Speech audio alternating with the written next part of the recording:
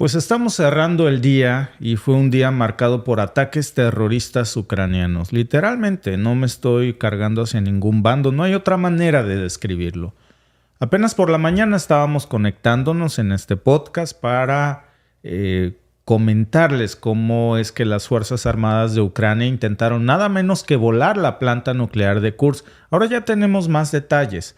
Ahora sabemos que fue un ataque directo contra una instalación nuclear situada apenas a 60 kilómetros de la frontera ucraniana, y fue un movimiento que parecía impensable. Según el propio presidente ruso Vladimir Putin, 2 de los 4 reactores estaban apagados y solamente gracias a eso es que se evitó una catástrofe nuclear en Rusia.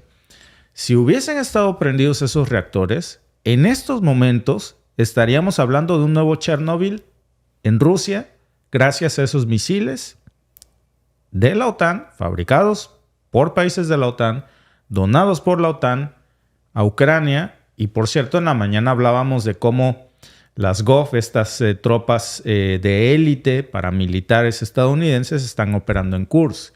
Pero la gravedad de esto no se puede subestimar. Ya también sabemos que se encontraron fragmentos de misiles ucranianos que habían sido encontrados en la planta a principios del mes, incluso cerca de áreas con residuos radioactivos. Y ahora con estos nuevos ataques la situación se vuelve todavía más tensa, porque en respuesta Putin ha solicitado la intervención del Organismo Internacional de Energía Atómica, de la OIEA, y se espera que sus expertos lleguen a la planta nuclear la próxima semana para evaluar los daños.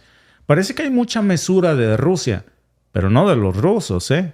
Los rusos ya están pidiendo una respuesta implacable. ¿Y saben qué acaban de pedir en cadena nacional hace unas horas?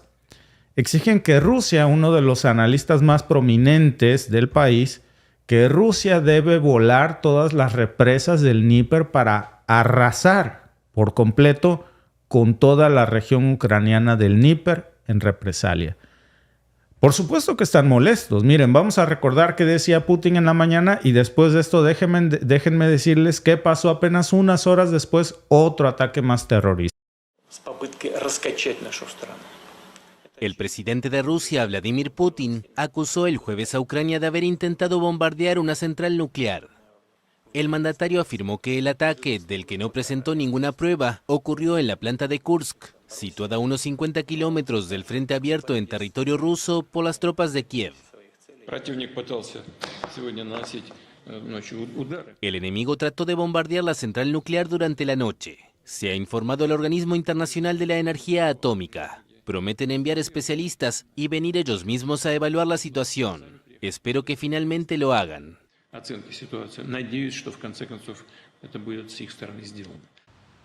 El Organismo Internacional de la Energía Atómica había afirmado unas horas antes que su jefe visitaría la central la semana próxima, sin mencionar ningún intento de ataque contra las instalaciones. El gobernador de la región de Kursk indicó a Putin que la central estaba funcionando sin contratiempos. Moscú advierte desde hace varios días de la amenaza de una catástrofe nuclear en caso de un ataque a la central por el ejército ucraniano, que el 6 de agosto lanzó una incursión militar terrestre sin precedentes en Rusia desde el fin de la Segunda Guerra Mundial. Kiev y Moscú se acusaron mutuamente de amenazar la seguridad nuclear en reiteradas ocasiones desde el inicio del conflicto, desencadenado por la intervención militar rusa en la exrepública soviética hace 2 años y medio. Bueno, pues esta mañana los medios occidentales decían: Putin está acusando sin mostrar pruebas. La prueba que querían, supongo que era un Chernobyl ruso para decir, no, si ya le creímos. Pero después de eso iban a decir, puede que haya sido el mismo Rusia.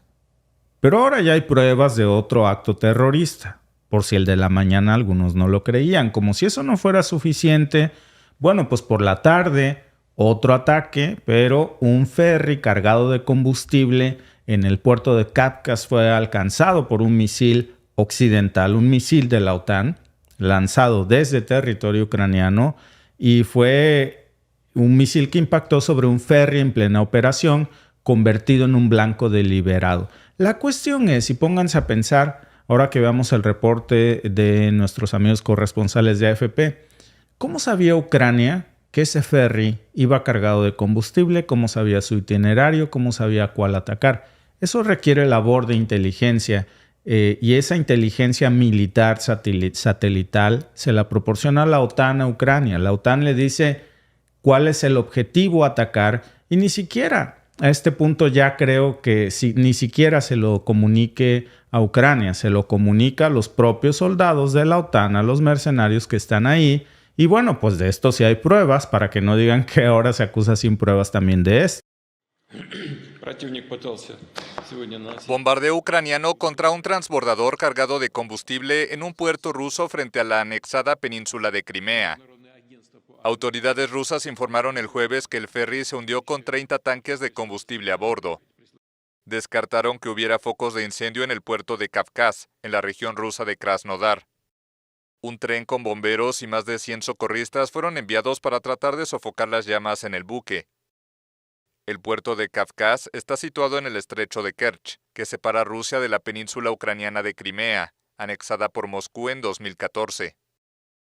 Un puente ferroviario y vial que conecta los dos territorios fue atacado varias veces por las fuerzas ucranianas, obligando a Rusia a encontrar rutas alternativas para abastecer a Crimea. Desde el inicio de la intervención militar rusa en Ucrania en febrero de 2022, Kiev ha atacado en varias ocasiones instalaciones de petróleo y gas en Rusia, en represalia a los bombardeos de su infraestructura energética.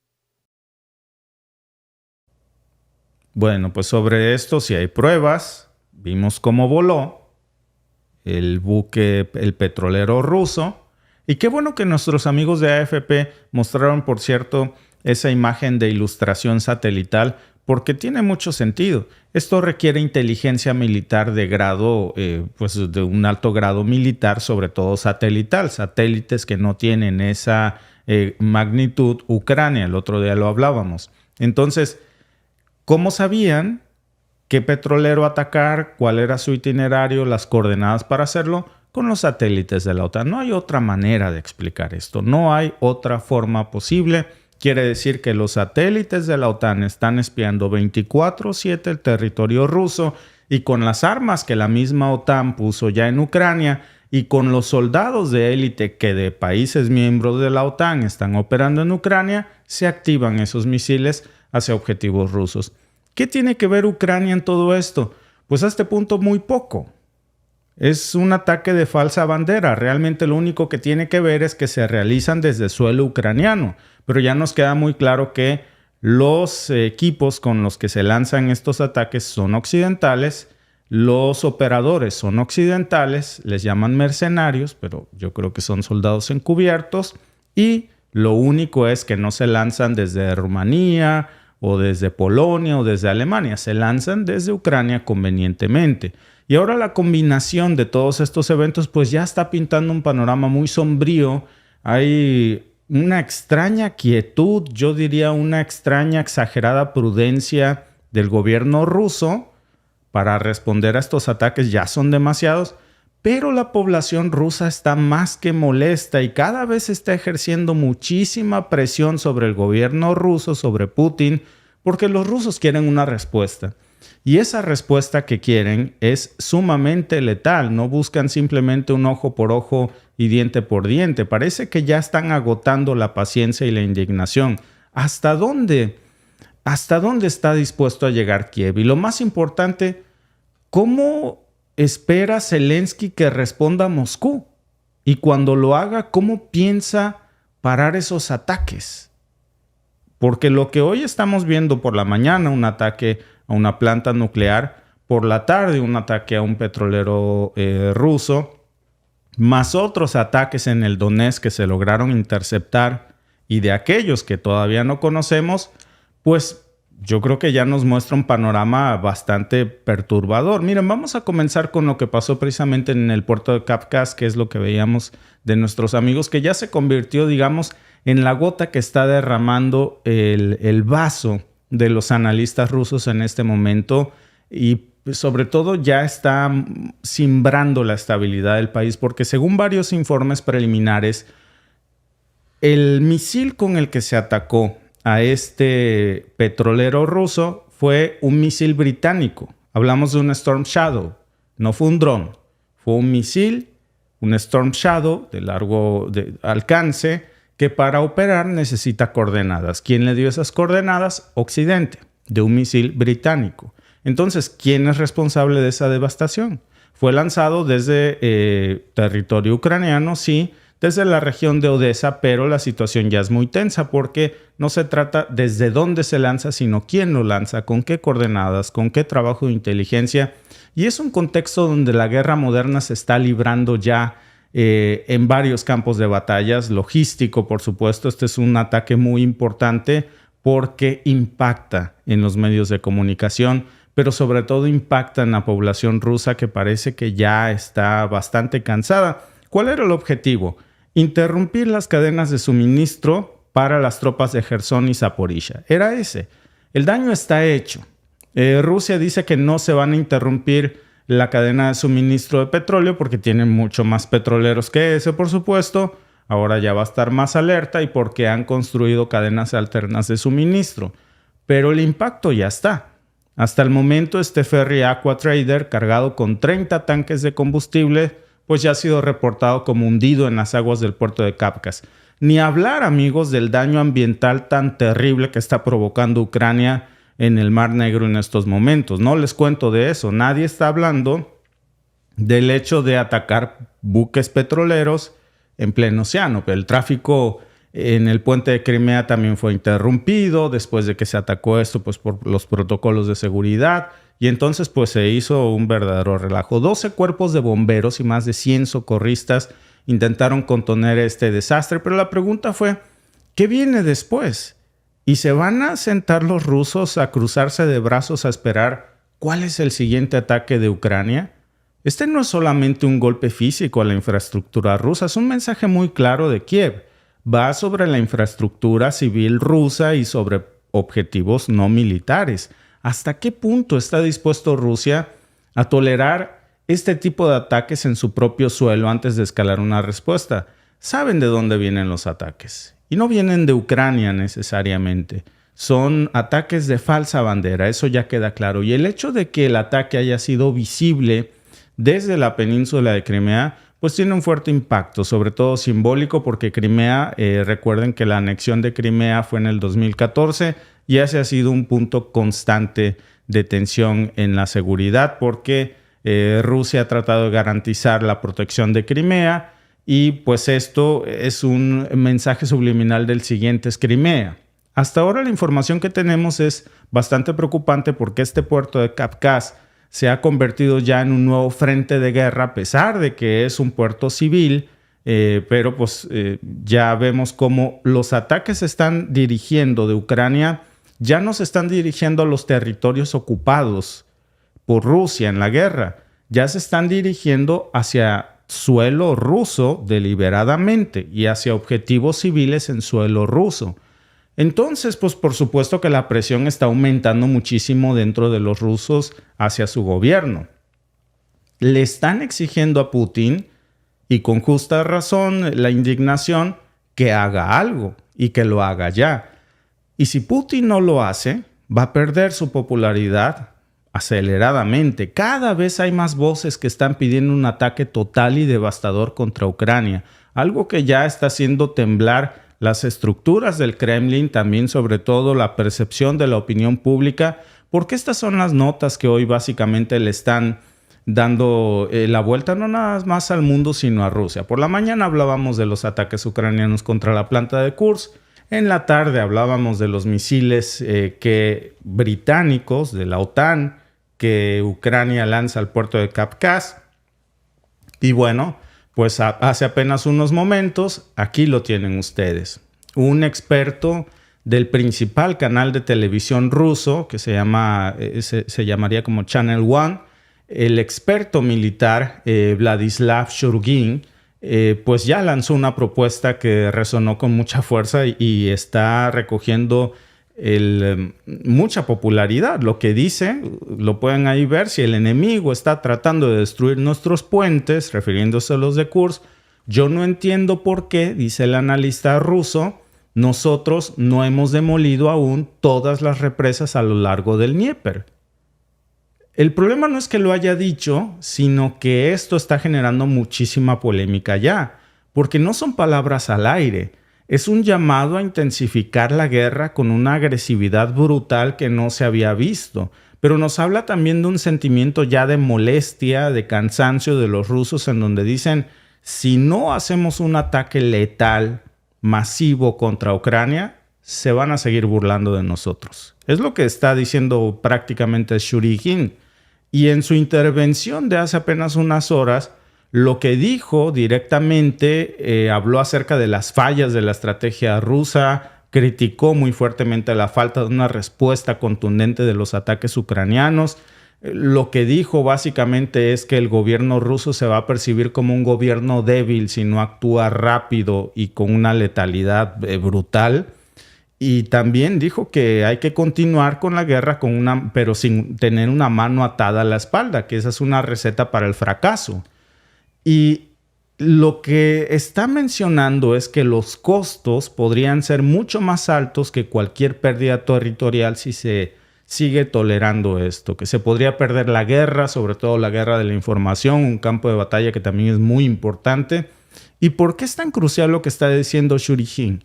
Porque la intervención que tuvo hace rato en Channel One, que es esta que les muestro aquí, que está resonando con mucha fuerza en los medios rusos, la están replicando bastante rápido. Bueno, este Channel One también vale la pena decirlo, que no es un canal privado. Ojo, porque es un canal federal, es un canal del gobierno ruso que tiene muchísima audiencia. Y claro, los periodistas que van ahí, analistas, pues dicen lo que bajo su responsabilidad tengan que decir. Pero es un canal público, uno de los más grandes del país. Y entonces esto nos habla de un cambio en la narrativa oficial, porque se lanza a criticar. El gobierno ruso dice, se están burlando de nosotros, necesitamos dar una respuesta contundente, brutal e inmediata.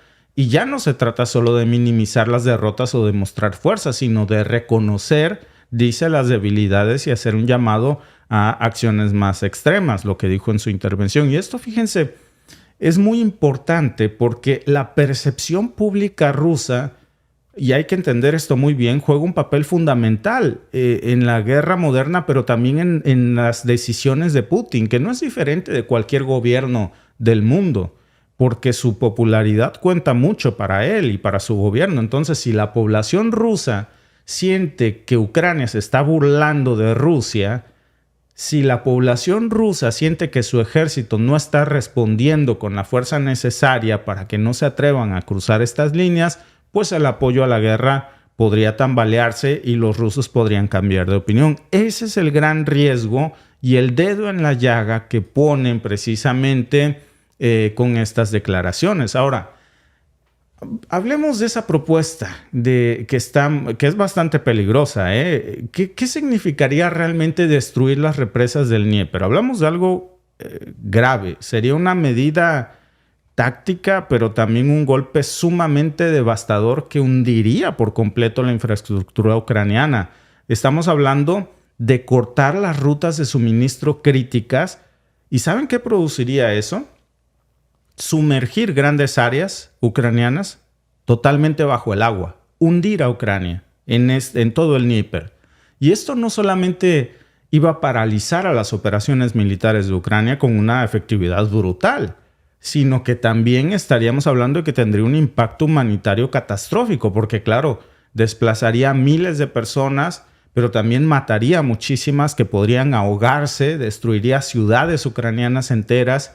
Destruir las presas del Dnieper, que son enormes, sería un movimiento sumamente devastador. Casi, y no exagero, apocalíptico.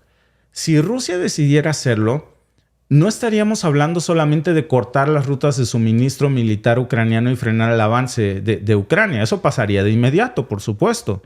Estaríamos hablando de provocar una inundación masiva que iba a arrasar ciudades ucranianas enteras, iba a desplazar a todos los que viven en una zona sumamente amplia, con una facilidad que pues resulta sorprendente. ¿Sería complicado para Rusia hacerlo? No, podrían hacerlo en un solo día de operaciones coordinadas.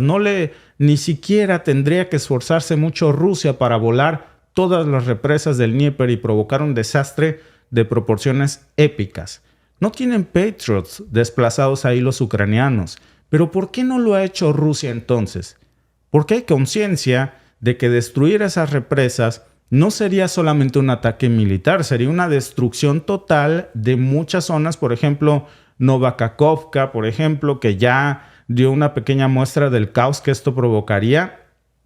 El año pasado, si ustedes recuerdan, fue la represa que por ahí del mes de junio del año pasado se voló en Novakakhovka. Hablábamos de eso en su momento y bueno, pues eso causó inundaciones terribles que afectaron nada más con una pequeña presa de estas tantas que hay, 100,000 personas que fueron desplazadas. Imagínense lo que pasaría si volaran todas las presas coordinadas en un mismo día. Ciudades enteras, incluso hablaríamos de Jersón, quedaría totalmente bajo el agua. No existiría ya más toda Jersón. Y estamos hablando de áreas densamente pobladas. Más de 1 millón de ucranianos perderían acceso al agua potable de inmediato, sin hablar de la contaminación por productos químicos, de la que, por cierto, hoy tampoco nadie está hablando, después de que Ucrania voló con un misil de la OTAN británico un petrolero en pleno Mar Negro. Claro, si esto fuera, pues sería un problema a largo plazo brutal. Y ni hablar de los campos agrícolas. Esas tierras pues ya se volverían totalmente inútiles y afectaría el semillero, el granero más grande de Europa. Pondría en jaque la seguridad alimentaria europea y por supuesto de toda Ucrania y tendría esas consecuencias. Entonces, claro, Rusia no lo hace porque sería relativamente fácil en términos militares, digo, viable, fácil, en un día lo haría, pero ¿a qué costo? La destrucción ambiental, que sería brutal, ya muchos expertos en su momento han dicho que sería como una especie de Chernobyl hídrico. No estaríamos hablando solamente de agua y tierra destruidas, estaríamos hablando de la posibilidad de que millones de toneladas de productos químicos tóxicos pues esparcirían, matarían vida silvestre, contaminarían todo a su paso. ¿Y qué pasaría con las minas que podrían ser arrasadas por esas aguas, que también serían un infierno flotante para cualquier ser vivo, todo lo que pasara sobre una de estas minas que quedarían flotando, y que hay bastantes, entonces, porque los ucranianos han llenado estas zonas de minas. Entonces, aunque sí está la opción, aunque ya son cada vez más voces las que están replicando muy peligrosamente, muy rápido están replicando estas declaraciones, cambiaría el rumbo del conflicto por completo.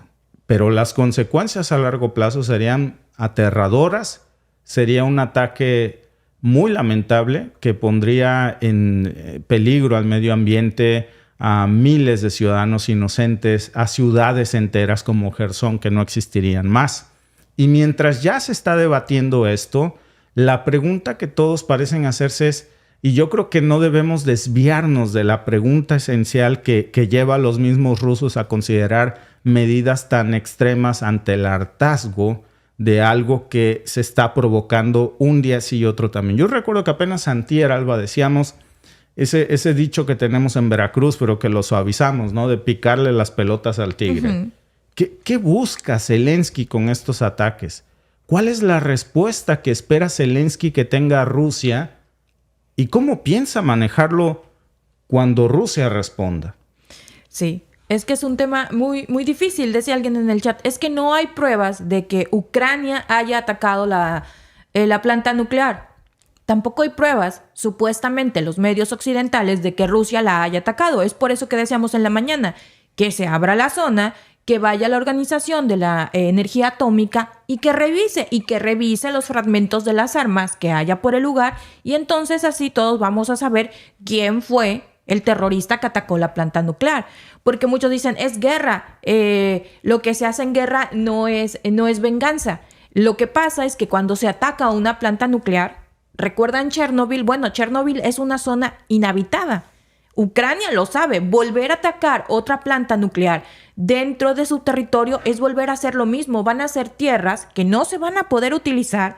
Van a ser zonas que hay gente viviendo que van a tener que desplazarse. Entonces, es por eso que es tan peligroso. Ahora, si se inunda esa parte, no solo se va a afectar a Ucrania, como muchos decían. Hay muchos ciudadanos rusos que están viviendo en esa parte. Lo mejor sería evacuar.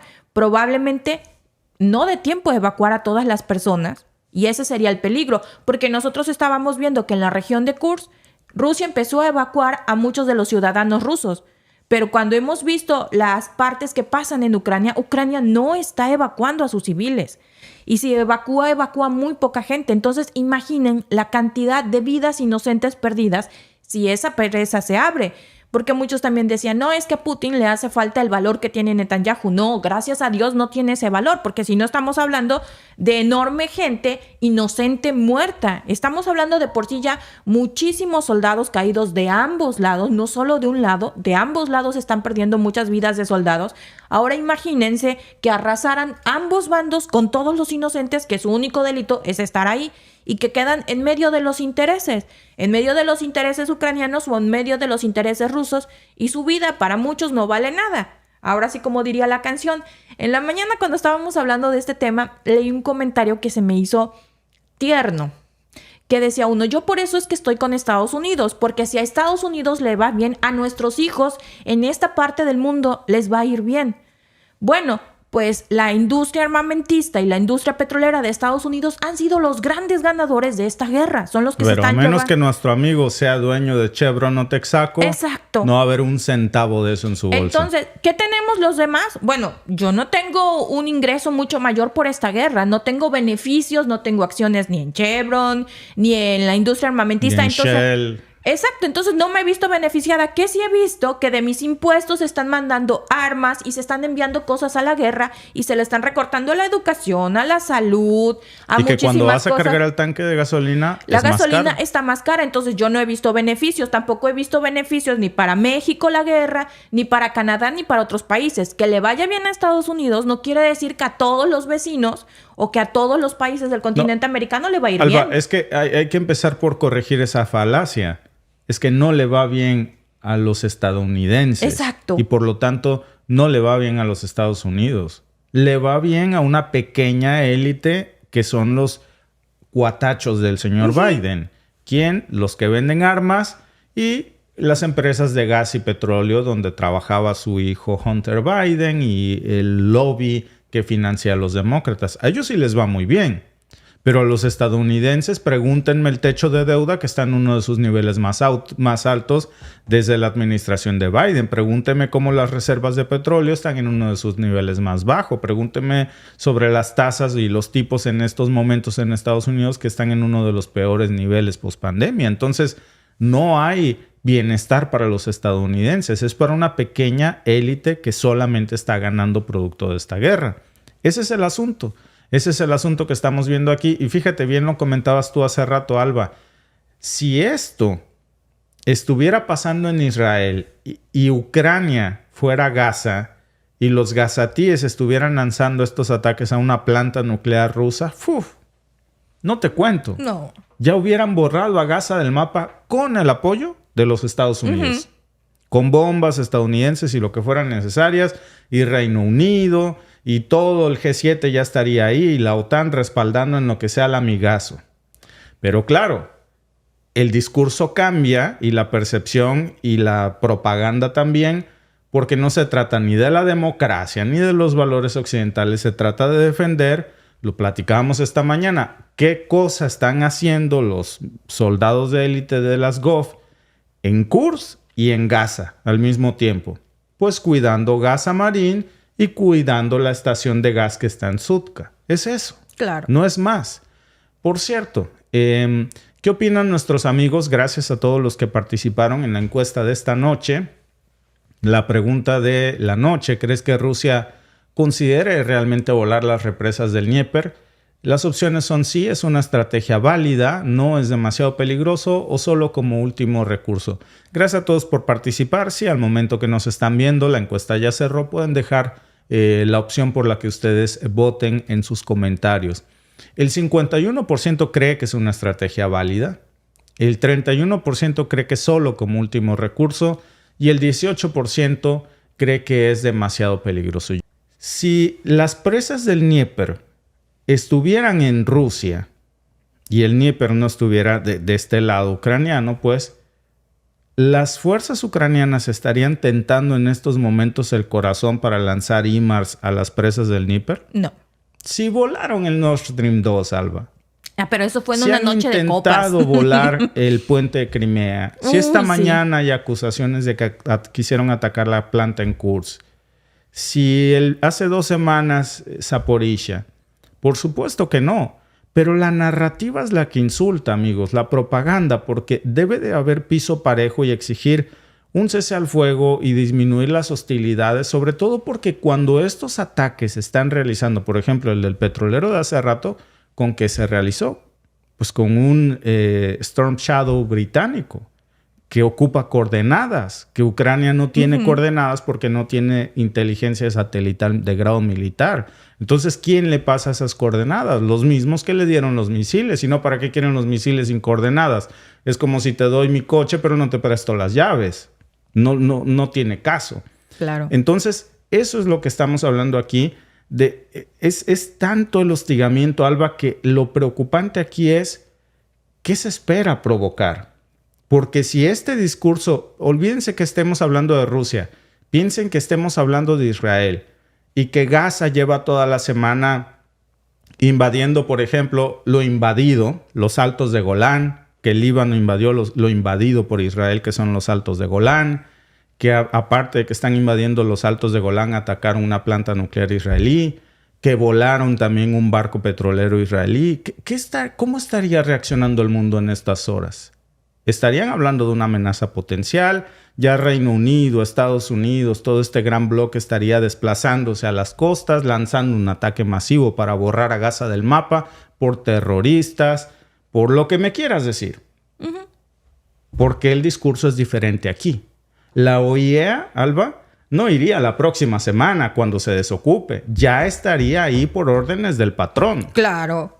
Entonces, ese es el gran problema. Ya estaría la orden de captura, ya está, ¿no? Pero ya estaría la ONU también levantando los faros, que orden de captura está para Putin. Okay, hablando de órdenes de captura, hoy la Ucrania se une a la CPI. Firma el Estatuto de Roma. Mira. Entonces, doble rasero, porque cómo se la pasa Zelensky diciendo que Israel esto, Israel el otro, ¿no? Apoyando, soportando las acciones de Netanyahu. Cuando vaya Netanyahu a Ucrania, ¿lo va a arrestar o qué va a hacer? No, porque las investigaciones para que la orden de captura se haga efectiva, o sea, para que la emitan, pues van arriba de tortuga. Sí, claro, no. O sea, ya hay una lentas. investigación, pero de que la investigación haya derivado en algo, pues va lenta, porque para los amigos, gracia y justicia, para los enemigos, gracia y justicia, y para los amigos, solo justicia. Gracias por vernos. Si te ha gustado este clip, síguenos en vivo para ver nuestro programa completo de lunes a viernes en nuestros canales de YouTube y Facebook. Suscríbete, comparte con tus amigos y déjanos tus comentarios. Te esperamos en vivo.